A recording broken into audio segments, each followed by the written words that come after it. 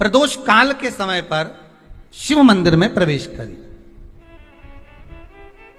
प्रदोष काल के समय और शंकर मंदिर में जब प्रवेश करा, प्रदोष काल किसको कहते हैं? सूर्य अस्त हो रहा हो, रात्रि प्रवेश कर रही हो, दोनों का जब मिलन हो रहा हो वो प्रदोष काल कहलाता। दोनों का जब मिलन हो रहा, सूर्यास्त हो रहा हो, रात्रि अपना चरण बढ़ाने के लिए आगे बढ़ रही हो और दोनों का जब मिलन हो रहा है वो प्रदोष काल है। गुरुजी लड़की को मंगल है, गुरुजी लड़के को मंगल है, क्या करा जाए? कुछ मत करो। प्रदोष के व्रतों में वर्णन किया गया है कि रवि का प्रदोष, भौम का प्रदोष, मंगल का प्रदोष, बुध का प्रदोष, गुरु का प्रदोष, शुक्र का प्रदोष, शनि का प्रदोष। जो प्रदोष पड़ते हैं पूरे महीनों में, पूरे वर्ष में, मंगल का प्रदोष निकाल कर रख लो कि मंगल का प्रदोष इस दिन पड़ रहा है, मंगल की त्रयोदशी तिथि पड़ रही है, प्रदोष व्रत मंगलवार का पड़ रहा है। और जिन लड़का लड़की को मंगल होते हैं, जिन कन्या और वर को मंगल होते हैं, केवल शंकर भगवान के मंदिर में जाकर चौमुखी दिया, 4 बत्ती का दिया आटे का, उसमें घी डालकर लड़की शंकर भगवान के मंदिर में मात्र 7 बार शंकर पे से उतार कर, 3 बार स्वतः उतार कर शिव के मंदिर में रख देती है। उसका मंगल आड़े आता ही नहीं है, मंगल नहीं आता सामने। मंगल प्रदोष व्रत का इतना महत्व है महाराज। ये प्रदोष व्रत होता क्या है? प्रदोष व्रत का महत्व क्या है?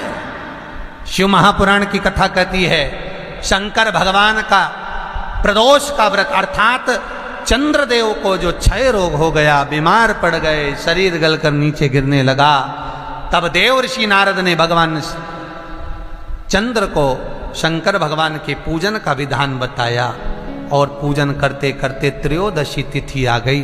जिस त्रयोदशी के दिन चंद्रदेव ने सुबह से शाम तक कुछ नहीं खाया। शाम के समय सूर्य अस्त के पहले चंद्रदेव ने स्नान किया, श्वेत वस्त्र धारण करे और श्वेत वस्त्र धारण कर कर चंद्रदेव शंकर के शिवलिंग की पूजन करने बैठ गए। शंकर भगवान के शिवलिंग की पूजन जब चंद्रदेव ने करी, हाथ में अक्षत लेकर चंद्रदेव ने शंकर को समर्पित करे, ओम उमापति नमः कहकर जब चंद्रदेव ने शिव को समर्पित करे, भगवान शंकर त्रयोदशी के दिन प्रदोष समय में, प्रदोष काल में प्रकट हो गए और प्रकट होकर बोले, हे चंद्र, तुमने आज मेरा अनुमोदन किया है, आज मेरा स्मरण किया है, जाओ आज त्रयोदशी के दिन प्रदोष काल में मैं तुम्हारे शरीर को स्वस्थ करता हूं। तब से ये प्रदोष व्रत प्रारंभ हुआ है महाराज। हम अगर बीमारी के लिए कोई उपाय करें तो कौन सी प्रदोष पर करें, और लक्ष्मी के लिए कोई उपाय करें तो कौन सी प्रदोष पर करें? तो अच्छे से सुन लेना भाइयों। शुक्ल पक्ष में जो प्रदोष पड़ती है वो लक्ष्मी की वृद्धि के लिए होती है। कृष्ण पक्ष में जो प्रदोष पड़ती है वो रोग और बीमारी को मिटाने की होती है। तो जितने उपाय आपको प्रदोष के बताए जाते हैं उस हिसाब से आप करो कि शुक्ल पक्ष की प्रदोष है तो लक्ष्मी का कोई उपाय करना है तो हमें शुक्ल पक्ष की प्रदोष पे करना है। अगर हमें बीमारी से निपटने का कोई इलाज करना है या कोई उपाय करना है तो उसको कृष्ण पक्ष की प्रदोष पर करना है। अब शुक्ल पक्ष की प्रदोष, उसकी प्रदोष का दिन था, बैठा हुआ था। मान लो अगर कहीं आप कोई नौकरी के लिए अप्लाई कर रहे हैं, लॉकडाउन में सर्विस छूट गई, कई लोगों की छूटी, कंपनियां कई बंद भी हो गई, कई कंपनियों से निकाल भी दिया गया, कहीं पत्नी परेशान हो रही है, कहीं पति परेशान हो रहा है, आप कहीं अप्लाई कर रहे हो, तो जैसा माता उमा ने प्रदोष काल में, प्रदोष के समय पर, प्रदोष काल के अंतर्गत बेलपत्री का स्मरण किया है, वो बेलपत्र का स्मरण अगर संसार का मनुष्य कर लेता है तो महाराज ब्रह्मवृत्ता पुराण कहती है कि उस जीव का ऐसा कोई कार्य नहीं जो सफल नहीं होता। महाराज मेरा निवेदन रहेगा, किसी एग्जाम में आप बैठ रहे हो, इंटरव्यू के लिए जा रहे हो, किसी कार्य के लिए जा रहे हो, नौकरी नहीं लग रही, सर्विस नहीं लग रही, तो महाराज तांबे के कलश में 11 बेलपत्र को रखा जाए और तांबे के कलश में 11 बेलपत्र रखकर उसमें 11 सफेद पुष्प को डाला जाए। लाल चंदन घिसकर कटोरी में लेकर जाइए। प्रदोष के दिन, शुक्ल पक्ष का जो प्रदोष पड़ जाए उसके दिन शंकर के शिवलिंग पर लाल चंदन लपेटने से पहले शंकर की जो जलाधार, ये शिवलिंग है, ये शिवलिंग है और ये पूरी गोल और ये चरण, ये जलाधार, ठीक है। आपको पहले भी कहा है, शंकर जी की पूरी जलाधारी में शंकर जी का संपूर्ण परिवार है। राइट जो चरण है जहां से पानी नीचे गिरता है वो गणेश जी का स्थान है, लेफ्ट कार्तिकेय जी का स्थान है, बीच में जो एक मोटी सी लाइन है वो अशोक सुंदरी का स्थान है। जहां पर शिवलिंग रखा हुआ है ये माता जगतजननी जगदम्बा का हस्त कमल है। शंकर भगवान को मां अपने हस्त कमल पर रखी हुई है। ऊपर से जो बूंद बूंद पानी जलाधारी से नीचे गिर रहा है, ये शंकर भगवान की 5 लड़कियां हैं, जया, विषहरा, सामरीबारी, दोतली और देव। ये ऊपर से बूंद बूंद जल क्रीड़ा शंकर जी के साथ में करती है। शंकर भगवान का संपूर्ण परिवार जलाधारी में विराजमान है। शिव महापुराण कहती है, माता उमा का चरित्र कहता है, कोई एग्जाम में बैठ रहे हो, कोई कंपटीशन एग्जाम में बैठ रहे हो और चाहते हो कि मेरी नौकरी इसमें लगना ही चाहिए, तो लाल चंदन का लेपन आपको इस पूरी जलाधारी पर करना है।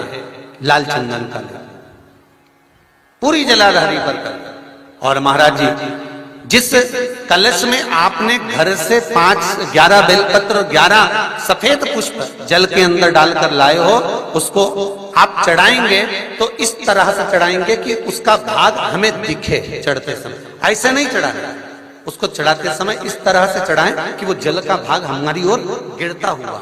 महाराज जब आप वो समर्पित कर दें, बेलपत्र पुष्प आदि सभी चीजें, उस चंदन का एक थोड़ा सा भाग पूरी जलाधारी पर हाथ फेर कर अपने दरवाजे पर आते आते उसका स्पर्श कर दें। जिस दरवाजे से आप एग्जाम देने के लिए जाओगे, जिस घर से आप जाओगे, अपने घर के किसी भी दरवाजे पर उसका हाथ लगा दें या कोई स्थान को छू लें।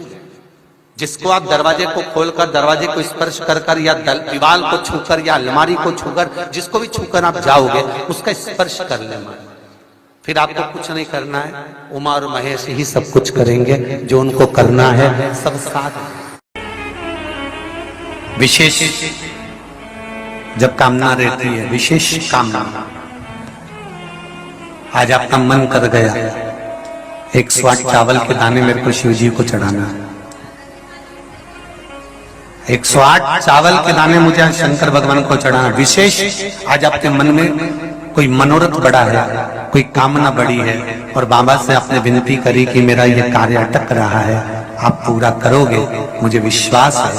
108 चावल के दाने चढ़ाना है। आपने चंदन लगाया, हाथ की हथेली पर 108 चावल के दाने जो घर से गिनकर लेकर गए हो उसको हथेली में रखा। एक एक चावल का दाना नहीं चढ़ाया, हथेली में रखकर जो विशेष कामना, जैसे किसी कर्मकांडी ब्राह्मण से पूछा जाए पूजन होने के बाद में विशेष अर्घ दिया जाता है, विशेष अर्घ, उसी तरह विशेष कामना के लिए विशेष अर्घ की महत्वता जैसे है, उसी तरह अक्षत की महत्वता विशेष। 108 अक्षत के दाने हाथ में हो और आपकी कामना कर कर जिस कार्य के लिए आपने बाबा को आज स्पर्श किया है, हाथ में लेकर जहां आपने चंदन लगाया है उसी जगह पर हथेली से बाबा को चंदन वाले स्थान पर उस 108 चावल के दाने को रख देना चाहिए, छोड़ देना चाहिए, यह लगा देना चाहिए। श्री शिवाय नमस्तुभ्यम।